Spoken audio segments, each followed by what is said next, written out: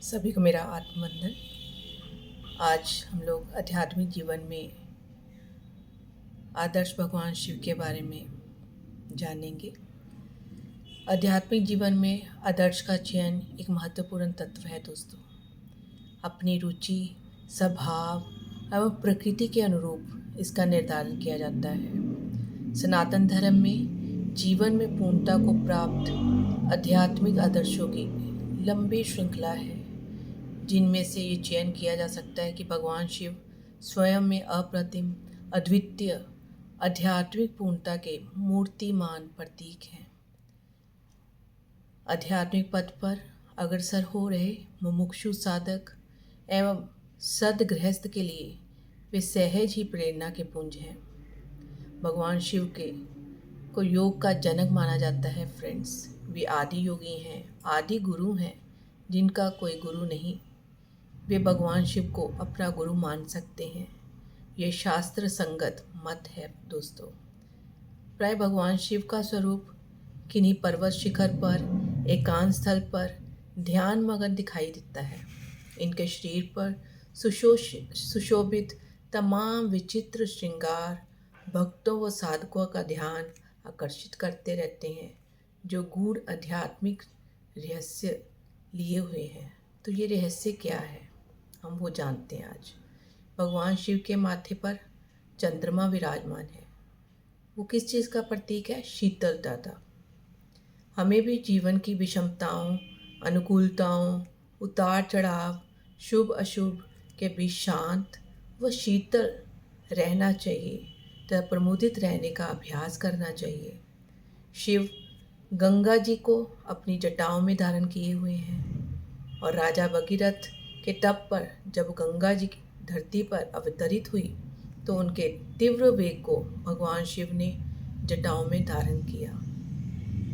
ये शिव की समर्थता एवं लोक हित में उदार सहयोग का प्रतीक है दोस्तों। इसी तरह भगवान शिव पात्रता के विकास व लोकहित में उदार सहयोग की प्रेरणा देते हैं। इसके साथ भगवान शिव का कैलाश पर्वत या हिमालय के शिखरों में वास उनके तप प्रधान एकांकित जीवन को दर्शाता है।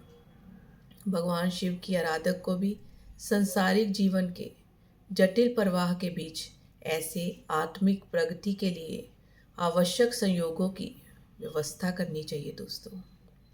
भगवान शिव की देह में हम देखते हैं भस्म लगी हुई है, तो जो जीवन के नश्वर स्वरूप को दर्शाती है दोस्तों।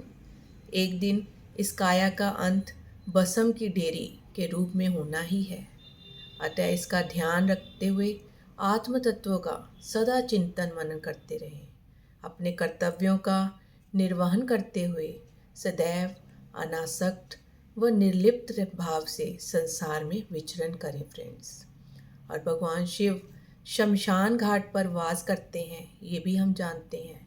इसका संदेश यही है कि मृत्यु का सदैव ध्यान रखा जाए और जीवन के नश्वर स्वरूप के बीच इसके शाश्वत प्रवाह में मन को निमग्न रखा जाए, तो व्यक्ति बुरे कर्मों से बचा रहेगा और एक दिन जब मृत्यु आएगी तो वह उसके लिए तैयार होगा और देह का त्याग जीवन की महायात्रा का एक पड़ाव भर होगा और मृत्यु दुख व शोक के बजाय उत्सव का रूप धारण कर लेगी फ्रेंड्स।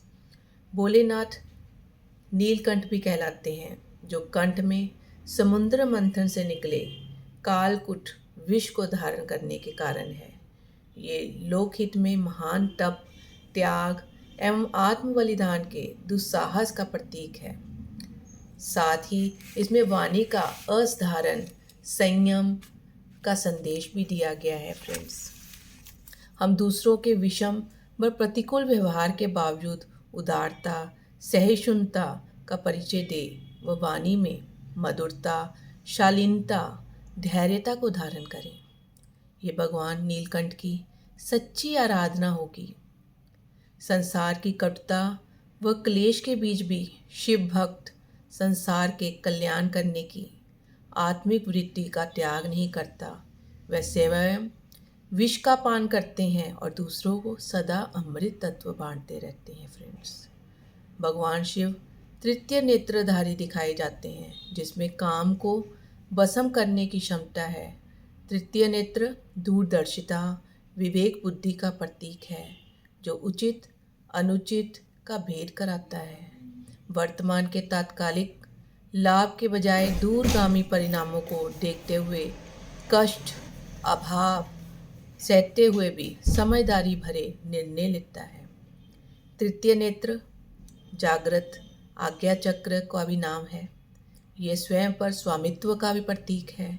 जितना हम स्वयं मतलब इंद्रियों पर, समय पर, विचार एवं अर्थ संयम का अभ्यास करेंगे, उतना ही हमारा स्वयं पर स्वामित्व स्थापित होगा।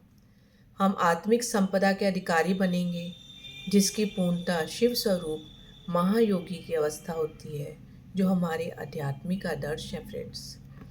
भगवान के शिव के गले में क्या है? सर्पों की माला। तो ये क्या दर्शाते हैं फ्रेंड्स?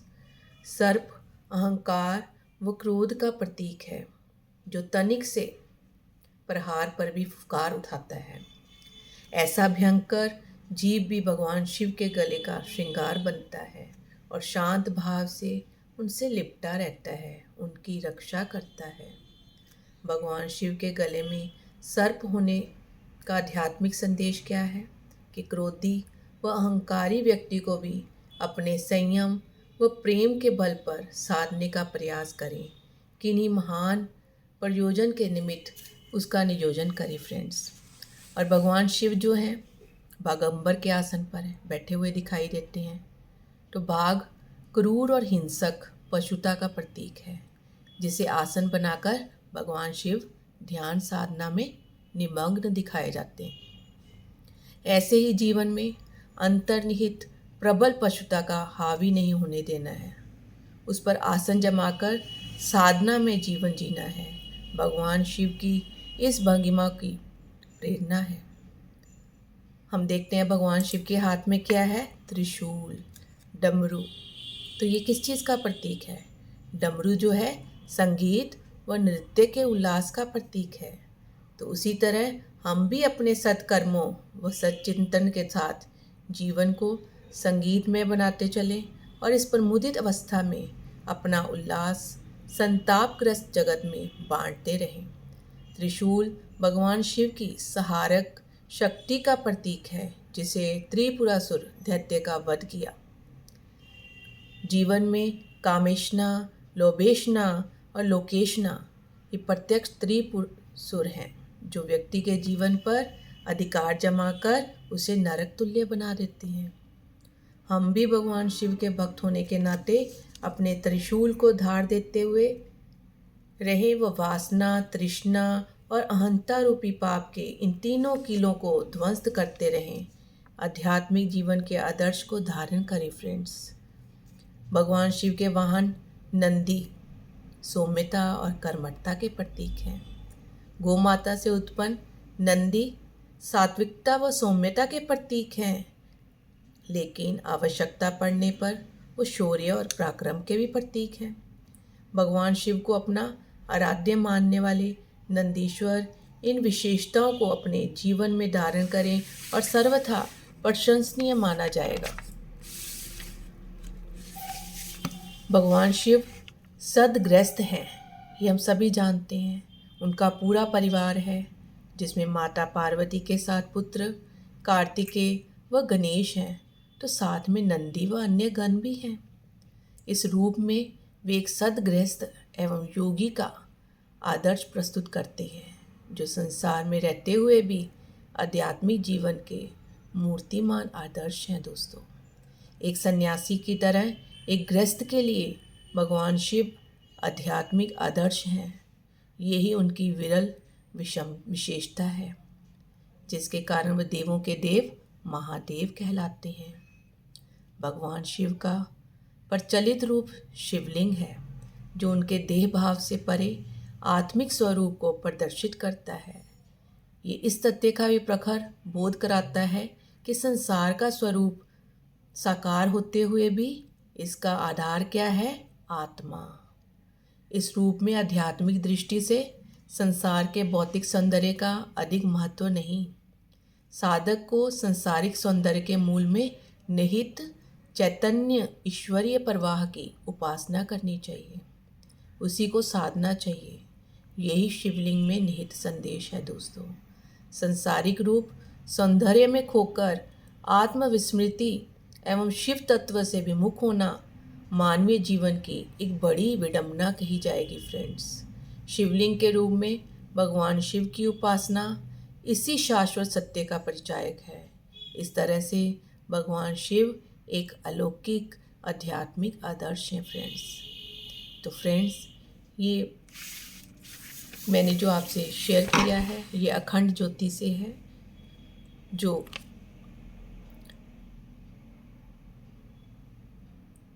जो कि मुझे लग रहा था कि आप सबको शिव की हर एक चीज़ की महिमा के बारे में बता सकूं। ये मेरा निश्चय था कि आप सभी के सामने इसके बारे में बता सकूं। Thank you friends, thank you.